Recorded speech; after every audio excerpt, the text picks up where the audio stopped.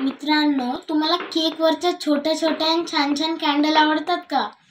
पण त्या कॅन्डलला बनवणारे जे कंपनी आहे ती एकदम जळल्यामुळे खूप साऱ्या महिलांचा मृत्यू झाला. आणि एका खाणीत लोक काम करत होते, ते अडकले आणि त्यांना वाचवायसाठी देश विदेशातले एक्सपर्टला बोलवलं गेलं आणि लाखो रुपयांचा खर्च झाला. पण एक गोष्ट आहे, जर तुम्ही ती वापरली असती तर ना लोक मेली असती आणि ना लाखो रुपयांचा खर्च झाला असता.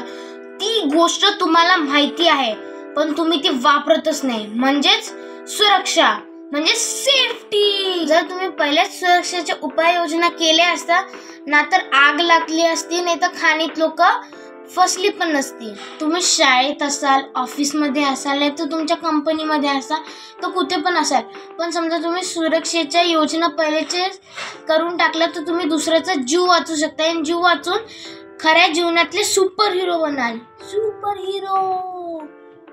हे सगळं मी तुम्हाला का सांगितलं त्याचं खरं कारण सांगतो.